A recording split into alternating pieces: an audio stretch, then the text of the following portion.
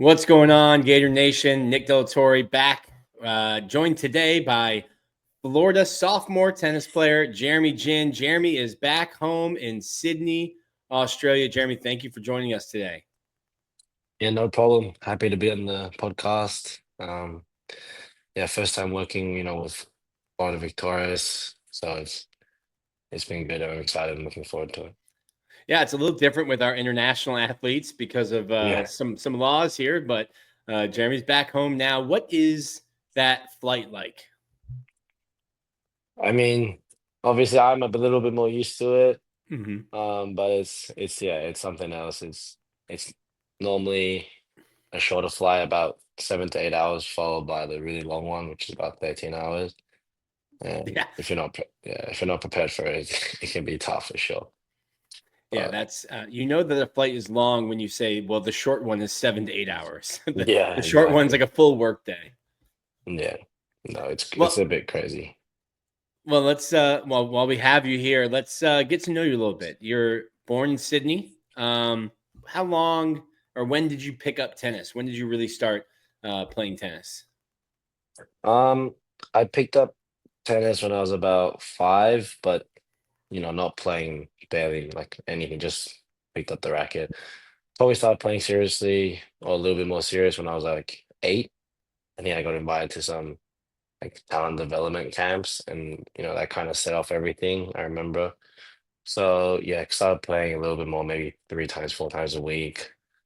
Um, And then after that, you just kind of get ramping up. Obviously, when I got to like 10s, 12s, 14s, it's kind of how it works in tennis. You just go up by age groups, and you get invited to more stuff. You play more tournaments, and then once you think you're good enough, you can either go play pro, or you can go to Division 1 college, Division 2 college, whatever feels best for you at the time. Everyone has a different path, so yeah. And how does that work? If you can explain to us a little bit. The like when I was talking to Jeremy Crawshaw, the Florida's punter, there's kind of like Pro Kick Australia, and that's just what you do if you Mm. want to come and play football. Yeah, But you've got so many different circuits, youth circuits, and more yeah, serious circuits. How do you kind of figure out? Okay, I want to play college, and then you're so far from the United States. How yeah. do you get picked up and found by colleges, or how does the recruiting process work? Yeah, yes, it's very, very different to Pro Kick Australia. I've actually read about it and seen the videos, and that's kind of just one agency. But for tennis, it's a little bit different. It's like, so I would say for a majority of tennis players, especially the ones that do end up going to Power 5 schools, more big time programs, you definitely have to have a pretty good background in the ITF Junior Tour, which is, just junior tournaments from the International Tennis Federation. And you just, quite simply, you just play tournaments, you build your ranking. Higher you are, the better. If you get to a certain point, you can play the junior Grand Slams, which is, just the Grand Slams, but under 18s.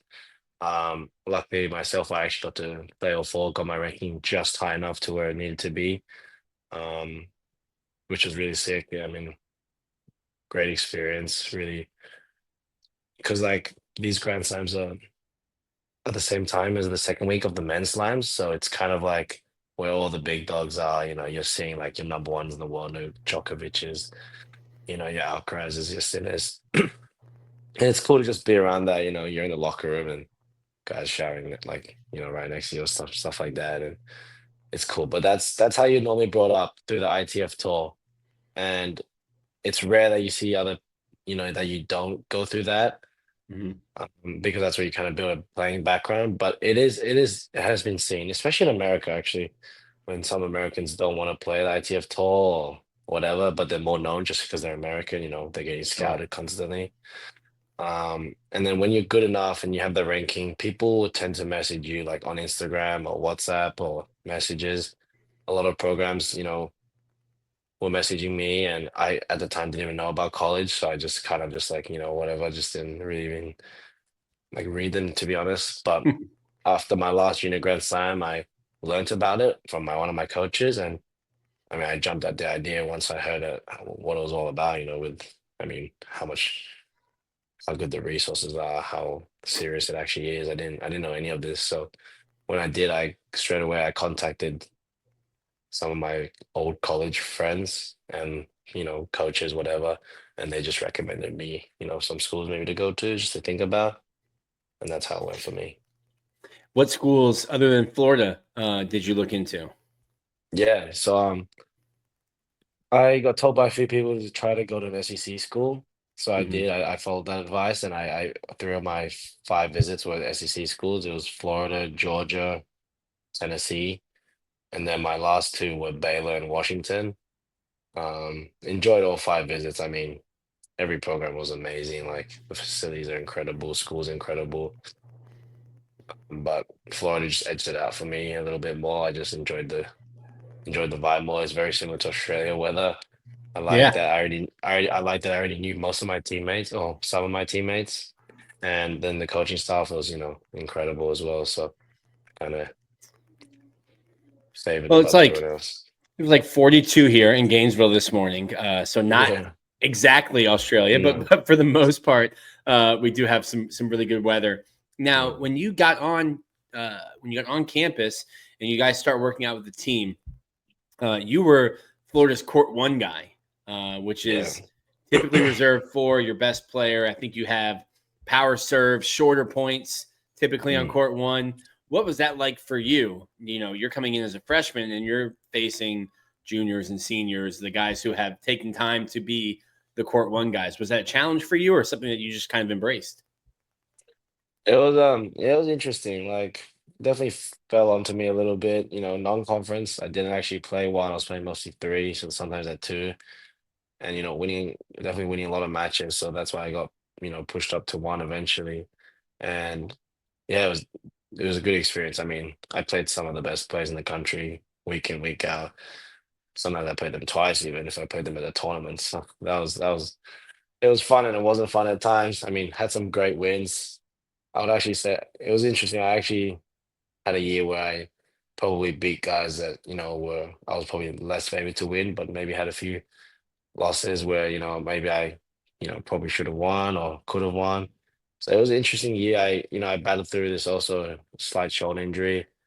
So that was tough at times as well managing that. But, it was a good first spring. It definitely taught me a lot. You know, Played very well at the start, didn't play as well at the end of the season, just learning to overcome that adversity and then bouncing back this fall was pretty good as well. Played some good matches. So I mean, I'm interested to see what the second year will bring because hopefully I can play in that, top spot or close to that top spot again this year and see what I learned from last year. You said you had like a little bit of a shoulder injury last year. Yeah, it didn't take me out of matches, but it was Mhm. it was something I had to manage basically the whole SEC or, from at least the middle of it. And it was just a shoulder bicep tendonitis just from overuse from serving. So just had to really take care of that during the season. Couldn't really serve much sometimes when I wanted to. Yeah. And how much of that is maybe just how grueling the schedule can be? You guys play in the fall and then in the spring it's just one SEC team after another and you're playing such high level Mm, competition. How much of mm. that is just, hey, I need to continue to grow and take care of my body and training, or how do you kind of combat that going into year Yeah, no, good question. I did not realize how long the season was. 2? Mhm. So like it was definitely one of the things that, you know, kind of I only realized when I was playing in it basically.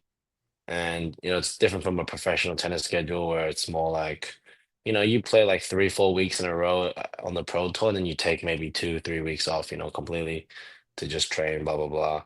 But when it's just SEC, like I mean, you're only playing one match, yes, but then you're doing it next weekend, and then you're doing it next weekend, and then sometimes you have two matches in the same weekend, and it's quite rare you're gonna have a weekend off. You might have one or two or three, but it's like that for like 4 months, 5 months. So Yeah. it's a lot. Like tennis is definitely one of the toughest schedules in college athletics, considering we have to play in the fall as well. It's Mhm. not many people know this, but it's yeah, it's a lot.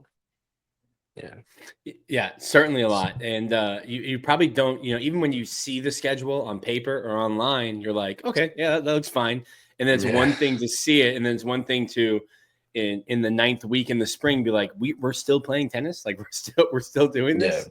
Yeah. No, it's tough. And mentally it can be tough too. I mean, it depends who you lose Hmm. to. Like you lose to your rival 4-3.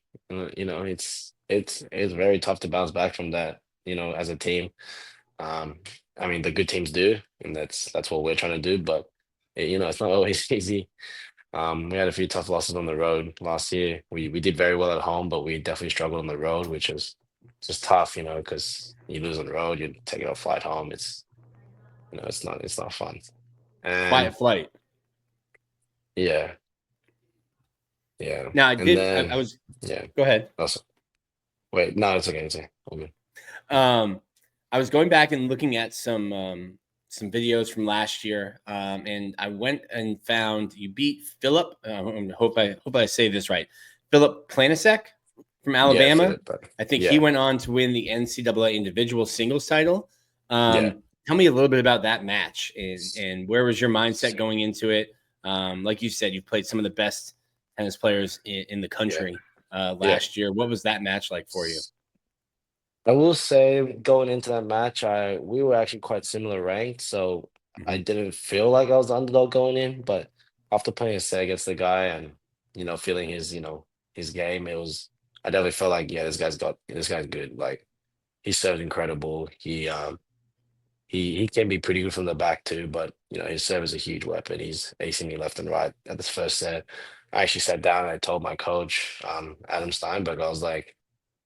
I genuinely said, like, how do I beat this guy? Because I played a good first set. I remember clearly I was playing good, but he just, was just outplaying me in some aspects. But luckily, he dropped his level a little bit in the second set, allowed me to, get just that one break I needed, and then Mhm. I held the whole way through. Played pretty well, and then third set it was just a wall. It was a crazy test, one of the crazier ones I played in my college tennis career. It was just yeah, very close. Got to 6-all, tie break. He was up 6-4 at one point in the tie break, had 2 match points on me. He even had a pretty short forehand to win, but I guessed right. And then he came to net. I hit it right at him, and then I passed him on the next ball. It was a pretty nuts match. But it was really good to get through that one. We lost as a team, unfortunately, but yeah, individually, that was definitely a very good win, and it actually helped me a lot because he went on to win the national title, which Mhm. indirectly boosts my ranking a little bit. So that was a very chaotic match. Lucky to get through that one, but I'm happy I did. Yeah, you mentioned that a little bit. You're currently, I think, the number 41 singles player in the country per ITA, Yeah, yeah, and the eighth ranked player in the SEC heading into the spring season. mm, As I was going through, I couldn't help that the Gators tennis Instagram page has featured you a lot, and you're mm. typically yelling. Um, Yeah, I, yeah. hold on, I want to play this clip here for people, which I loved.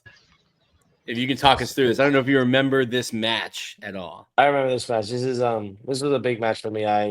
Like I said, I finished not great for my first spring, so I kind of took 3 months off focusing on myself, and this was like my first big four match. It was all Americans. It was probably the second biggest tournament in the fall we have individually, and this was my first round, and the guy was actually beating me for most of the match, and I clawed my way back into the match somehow, and then won the second, and this is match point.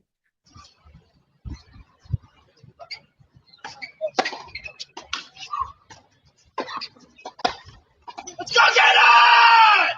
Come on! Jesus. Yeah, so That was a good return from him. That was a good serve. It was good for him to even get yeah, a yeah, racket on that. yeah. He stuck his hand out. He made me play. It was not easy.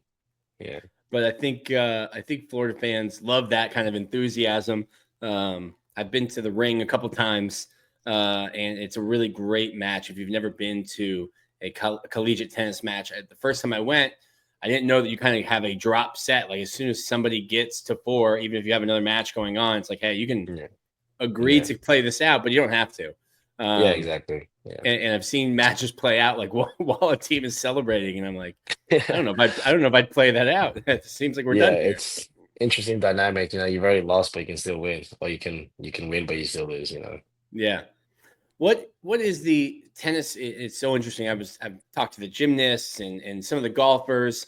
Tennis is a very individual sport. Yeah, for sure. How do you manage that and then also manage the team aspect? Yeah, I mean, it's something that I've been working on. I've really been trying my best. There's been times I didn't apply myself exactly what you know Coach Steinberg wants, and it's tough. Like my whole life, I've been trained to, I've been wired to train this way, always to focus on myself.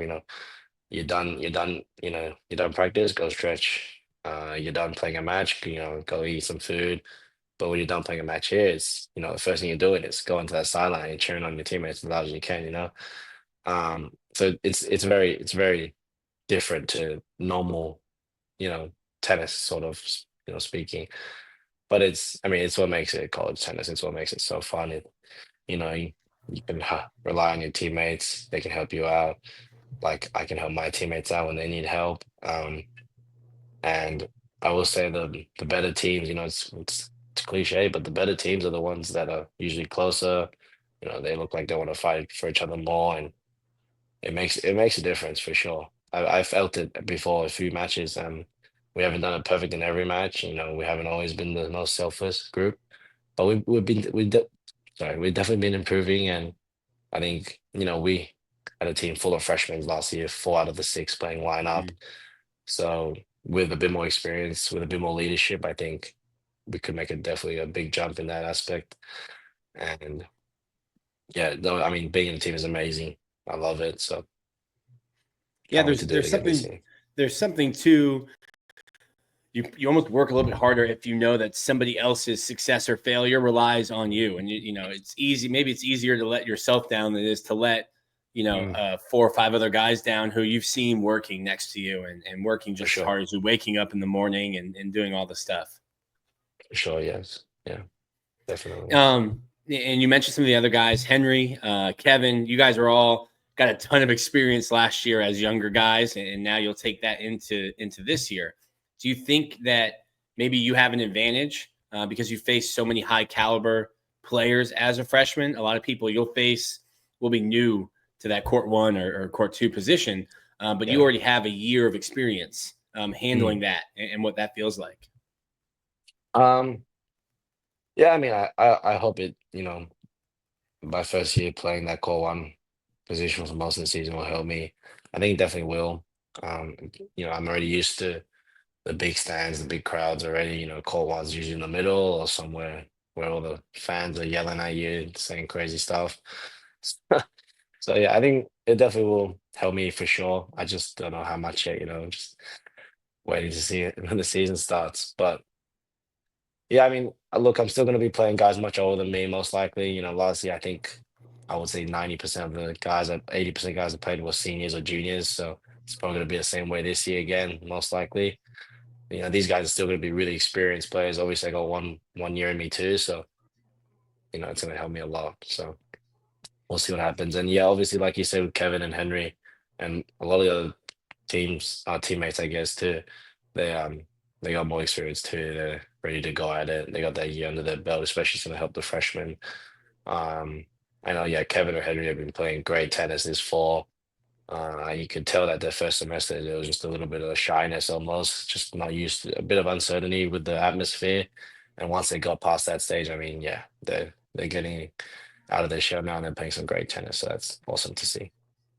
And a couple of quick ones before I get you out of here. When I would talk to Jeremy, he said there's a lot of slang he would use that his teammates would have no idea what he's Yeah, saying, but yeah, that when he was in the States long enough, he would go home and his friends would be like, "Hey, man, you sound American." Uh, what really, what is yeah, some stuff that you might just say normally in conversation to your teammates, and they look at you like you're crazy? yeah. I mean, there's a few things. I'm not. I mean, I'm not the most Australian guy, obviously. I don't. I wouldn't say I use too much slang, but I remember my first, couple weeks. I never really told them. I just eventually gave in. Like I just gave up saying. I just tried to speak like them. Eventually, when they didn't understand what I was saying, I would say like Arvo, like let's do you want to hit in the Arvo, like the afternoon. They would have no idea what I'm saying. Even Macca's, like they wouldn't know what Macca's Mackey's. was. Or Macca's. That's McDonald's, Macca's, right? yeah, McDonald's, yeah. Like no one would know what Macca's was. Like, I mean, it's not hard to put it together, but stuff like that. Yeah, stuff like that. Um, they wouldn't, they wouldn't, they wouldn't click in their head. But I wouldn't say I use too much, too much slang. What now? Florida is similar to Australia, but when you are here in Gainesville, what do you miss about Australia? Whether it's food, if it's Mm. family, if it's friends, what has you getting homesick when you're here? Come from a big like food like slash foodie background where my Mhm. parents they cook amazing Asian food or does any food kind of really. And being born in Sydney, it's pretty big city. You kind of have whatever options you want, and in Gainesville it's not so much like that. I mean, it's Gainesville's a nice city for sure, but you can't just go to like any single restaurant you want. There's going to be limitations because it's a slightly smaller town. And some of my local favorites, obviously, I can't go to as well because it's not, I'm in Gainesville. I would say, yeah, food is probably the biggest thing for me. My teammates know this too.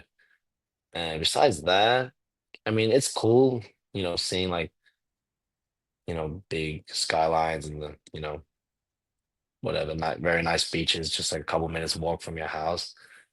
Um, And that's probably but that's probably it. I mean, Gainesville feels nice. I definitely like Gainesville. I miss it a lot actually sometimes when I'm away from it.